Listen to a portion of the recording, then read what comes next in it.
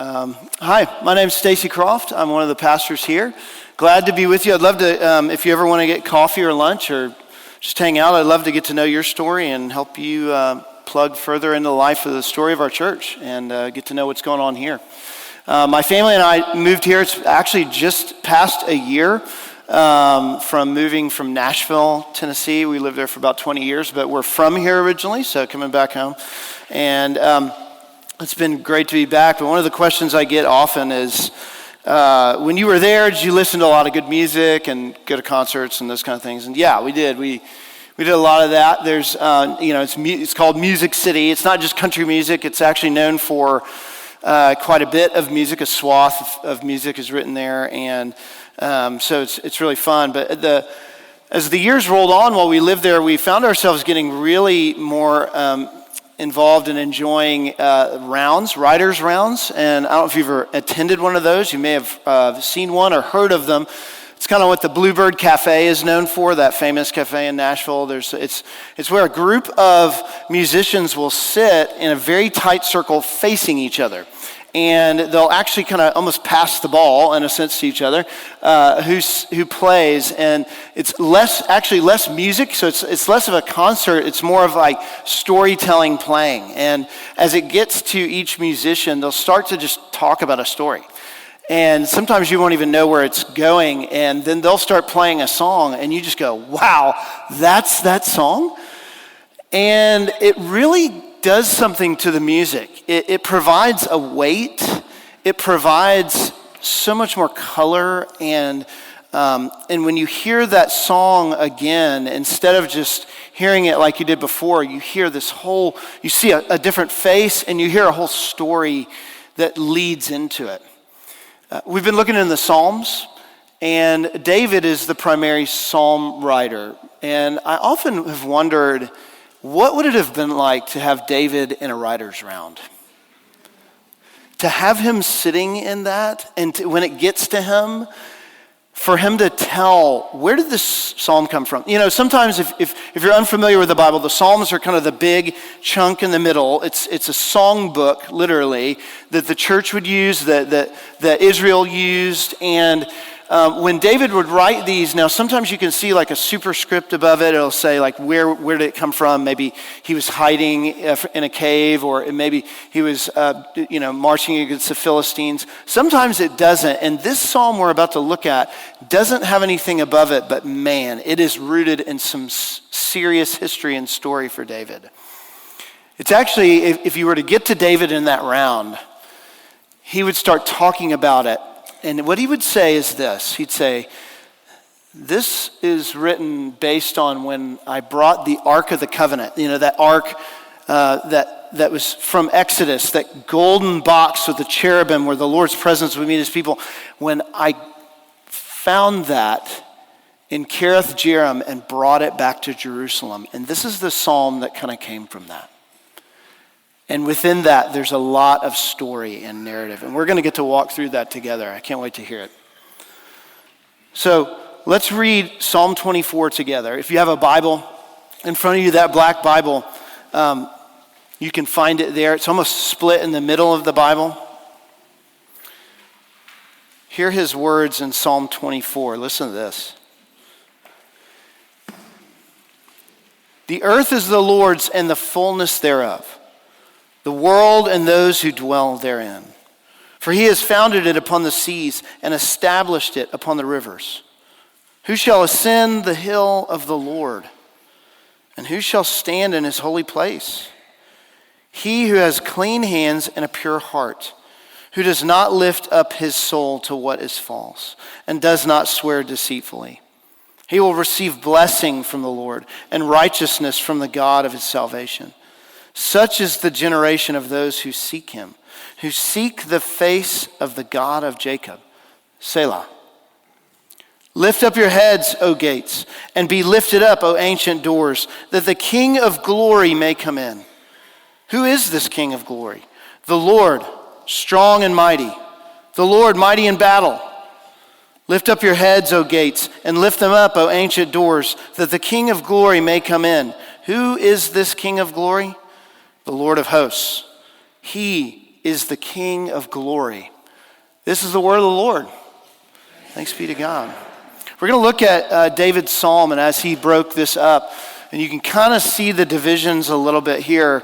The first two verses really talk about the King of creation. The next verses 3 through 6 really speak to the coming before the King. What does it mean to actually stand before this King? And then the final verses 7 through 10 talk about the King who's actually coming, who's returning, who's coming to us. So the King of creation coming before the King, and the King who's coming. You know, as the psalm opens up, it begins with these verses that seem really wide, and a lot of commentators wonder, why begin this way? The earth is the Lord and the fullness thereof, the world and those who dwell in it. He has founded upon the seas and established it upon the rivers. It seems a little bit disjointed, but it's actually not, because what he's wanting us to see is something really profound. See, this psalm in the Greek and also ancient Hebrew literature was considered the Sunday psalm. So the first day of the week psalm. So the Sabbath for the Jewish person was Saturday. The first day of the week was Sunday. This is called the Sunday Psalm. It began their week. And so they wanted to begin it in a way that was different and masterful than other ways. And how do you do that? By distinguishing who is our God from any other lower G God in the world. See, the Canaanite gods during this time, and any of those around, actually distinguish gods in the waters, whether it's sea or rivers or in other ways. So creation had this kind of, how do you interact with it kind of relationship? If you care for it, I'll care for you, those kind of things. But is there a God who actually is over all of it? How is he distinct and actually loves his creation well? I have a kid's creation storybook I bought years ago because I thought it was really interesting. I found it at a bookstore. And it has about 15 to 20 different religions and their creation stories. And it's written in a kid's children's book story kind of way. And I thought that was interesting because it kind of distills down some of the details. But the thing that I've noticed as I've looked in that, and I even looked at it again for this week, was seeing the differences of the creation story and account here and what David is drawing out, even with the word fullness and dwell versus what we see in other creation accounts. In other creation accounts, there's a lot of strife and war and difficulty. So when creation comes into being, there's a lot of difficulty and pain and suffering and hardness.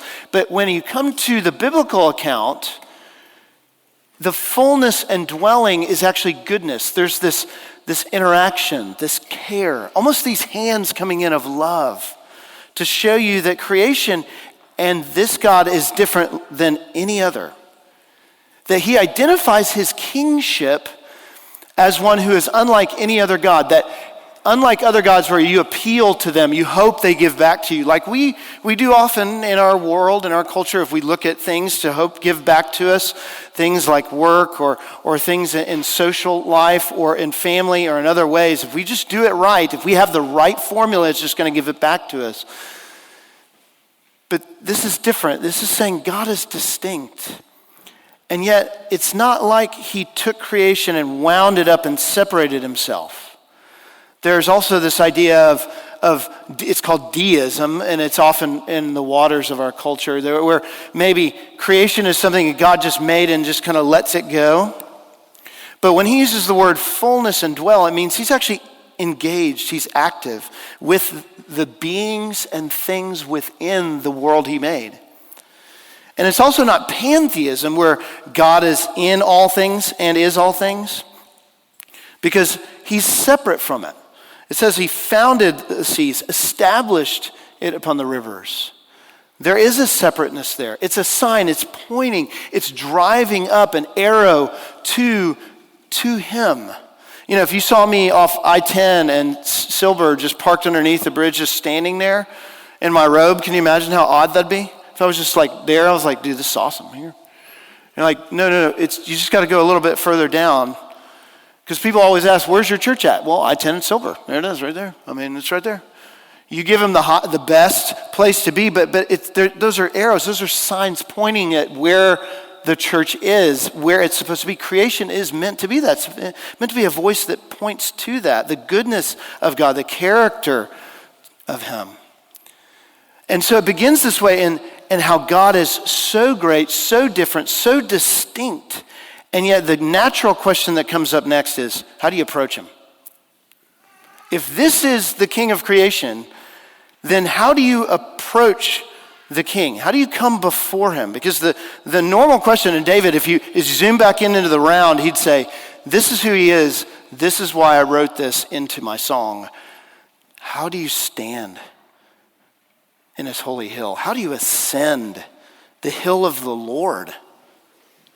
Who can actually put themselves in the presence of this one who's unlike any other, who's so great and his hands have made so much? How do we do that?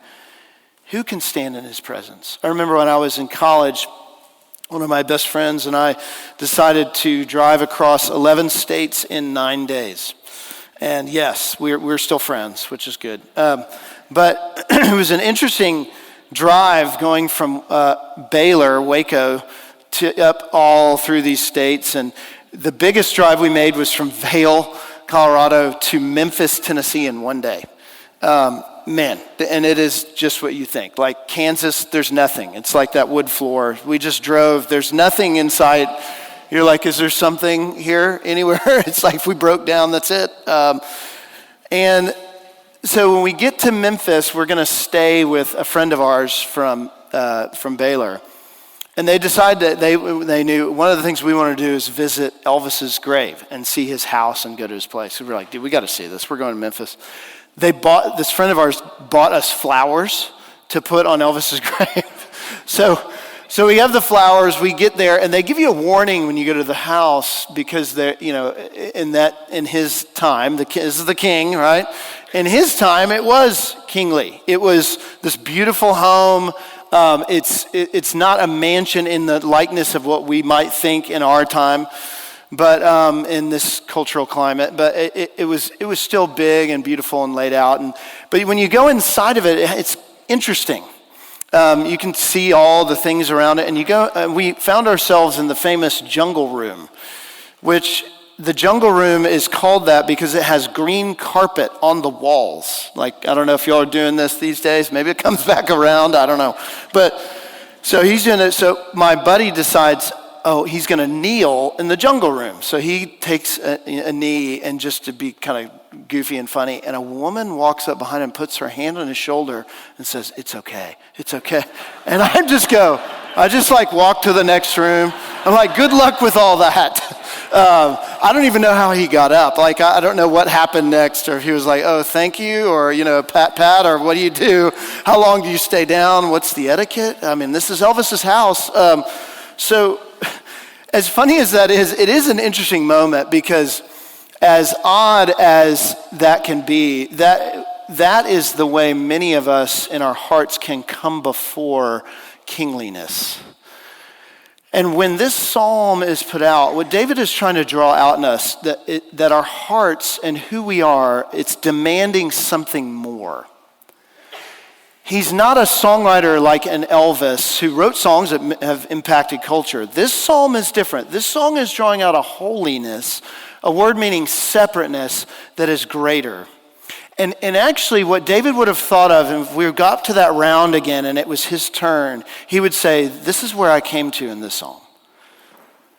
Because he who has clean hands and a pure heart, who is that? So, because he would say, when I was bringing the ark into Jerusalem on a new cart, we found ourselves in a very difficult situation. And you can read this in 2 Samuel 6, the whole chapter. That they were drawing it into Jerusalem, and the cart begins, and David is dancing and worshiping before the cart, but the cart stumbles, and one of those who is helping puts their hand out to help the ark, touches it, and dies. And in that moment, you see the spectrum of David's emotion towards God. It says he gets angry, and then he gets afraid. And he says, this is not like anyone else. This is the holy God of Israel. The one he wants to bring, and the ark represented the presence of God, where God met with his people. He doesn't just want the ark to be in Jerusalem. He wants it to be the centerpiece, the control center of his whole kingship. He wants the king to be at the center of who he is as a king. And yet he himself knows that this is unlike any other king, bringing this one who's holy in, we have to be comprehensively holy to come before. That's why he lists this. Who is it that can stand before the Lord? Listen to this list. He who has clean hands and a pure heart, who does not lift up his soul to what is false and does not swear deceitfully. Clean hands. Our activity is to be holy. In fact, it could be translated innocent towards another. That it says often in the scriptures when people lift their hands to God in prayer, they also should be clean in the way that they lift their hands towards other people. So think about the direction of that. To the degree that you come before God and you acknowledge him as king is so the care you're supposed to give to the person in front of you. That means neighbors, strangers, family, people you work with, people you run into, people you meet here in this room is the holiness. Even as C.S. Lewis said, even from the communion itself being holy is the one that you turn to in the pew is so they are holy. Holiness of clean hands. Can we say that? I remember serving communion in Nashville, and I had done yard work all the day before. And I actually had to just give a disclaimer to our people because my fingernails and my hands were so disgusting that when I was actually serving them, we do the Purell and do the whole thing. Purell ain't getting that off. And as I'm handing the cup to people, what an image. What an image of my hands, and yet giving the purest of pure holiness of the Lord's blood and body to other people. A pure heart. It says unmixed. It means not touching. It means there's nothing that touches it that makes it impure. Still, my 10-year-old to this day, still, when he eats, he doesn't want anything on his plate touching, right? It's that exact image. It's great illustration for my son. Nothing touches. Does nothing touch your heart? In a moment, we're about to have Alex Martinez come up for his installation.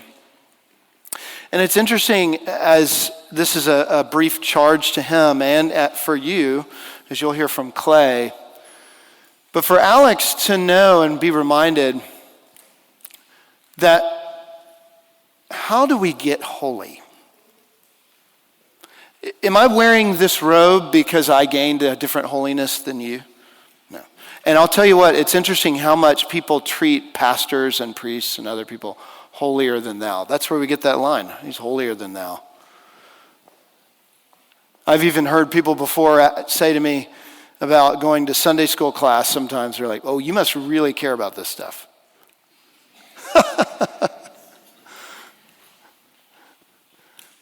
But what is holiness? How does this happen? How does the purity, the clean, how does that happen? How does our soul not lifted to what is false? That is literally talking about idolatry. It's literally talking about the difference of what we care about, that we look to the things of creation and we look to the things around us to worship, and we eventually hate those things because they can't give to us what we want them to give to us. And yet we do it over and over and over. As theologians before have said, our hearts are idol factories. What a great image and terrible one at the same time. How does holiness occur? How does someone like Alex or me come and become a pastor of our people when we're all in that boat? It's by holiness that is given. It's holiness that is represented. It's by the holiness of another. It's by us being in someone else. Who has ascended the hill of the Lord? Who has? There was someone that came later, and David in the round would say this. He'd say, this psalm, I wrote this, and I know that I was able to say this at moments, but I was really writing about someone that was coming. A king that was coming that actually would say this from John 3:13, right before the verse that maybe many of us know, John 3:16, for God so loved the world. Guess what the verse is before that? No one has ascended into heaven except he who descended from heaven, the Son of Man. No one has ascended except he who has descended, the Son of Man. That is Jesus. See, the King that is coming and who has come. David was looking forward to that. He knew in that processional that there was something more. It begins in verse 7. When that ark started coming into Jerusalem, they put it on a different cart. They changed everything about the way he brought that in. And he does something interesting. You hear it over and over. We actually read it in our liturgy. It's kind of odd. It's kind of weird. Lift up your heads, O gates, and be lifted up, O ancient doors. What in the world is he talking about? Aren't you glad he'd be in the round to tell us? He would say, when I was writing this, it was the grand gates of Jerusalem, the personification of when the king was to enter, when that ark, the presence of the Lord was to enter, not just people, but everything around acknowledged. I remember being in Nashville for the eclipse, and I know it happened here at some point, and many got to drive to it. When that sun was blacked out and darkness hit, I've never heard anything like it. The trees started coming alive. There were like literal animals making noises that were not making noises because they were confused. Many of us started crying because we're like, what is happening? Everything awakened in what we felt so small. Something larger than us was taking control. And in this moment, the one who has not only our hearts, but all of creation in his hands comes through the gates and demands to be recognized, demands to be known. There's an interesting passage that happens when Jesus actually returns into Jerusalem. See, when that Palm Sunday, when Jesus was actually riding on the back of a donkey to come into Jerusalem, do you know what psalm was actually being sung? This one. And as the King of Glory is coming, and you can read about it in Luke 19, it says, "Blessed is the King who comes in the name of the Lord, peace in heaven and glory in the highest." And some of the Pharisees in the crowd said to him, "Teacher, rebuke your disciples." And he answered, "I tell you, if these were silent," listen to this, "the very stones would cry out. The rocks." That is strange language. I'm sure they were thinking, what is he talking about? The very stones would cry out. What happens? Verse 1 and 2. The earth recognizes its ruler, its king. Jerusalem comes in. Everything around says this. The true king is coming to Jerusalem and is recognized. And this is him. And he is the one who's riding towards it. Humble and lowly. To go below us. How can we be made holy? How can we ascend? Only if he descends below us and sets us apart in his holiness. Because here's the thing. This psalm was actually sung on another Sunday. It was greater. It was called Ascension Sunday. You can read about it. Most theologians say this psalm is connected to Ascension Sunday. That's the day when Jesus actually ascended into heaven. You can read about it in Acts chapter 1. And if you read in church history, most theologians will tell you that Ascension Sunday is actually more important for us to celebrate than Advent. Why in the world would they say that? Because Jesus is in bodily form right now as our advocate. He has not ceased to be who he is. Because we need an advocate like that. How can we ever come into these doors over and over and over if we didn't have one? We would be our own advocate. And we've tried that. You've tried that. I've tried that. It is exhausting. David has tried that. And in the round, he would tell you. He says over and over in Psalms right before this, when I was silent, my bones wasted away. Who's our advocate? Why? Jesus had to ascend in bodily form and take on and keep the marks of the crucifixion after the resurrection and be there now for two reasons. One is so that we know what he has done for us is permanent. Permanent. The way he's addressed sin and suffering is permanent. It's never gone away. And two, that he's an advocate that does not stop being an advocate for us. He continues. That's why this continues saying, who is the King of glory? The Lord strong and mighty, the Lord mighty in battle. Why does David choose that language? He could have chosen any language. He uses warrior language because guess what Jesus does? You know what the other gates that were saying this? The gates of heaven. When Jesus ascended. Lift up your heads, O ye gates, as they are opened. And the King of glory who comes in, strong and mighty, mighty in battle. Because who do we need? We need an advocate who is mighty to address and attack the things that really attack and oppress us. We need a warrior who bears the wounds of addressing the reality of our sin and continues to do so at this very second, who when he rode into Jerusalem,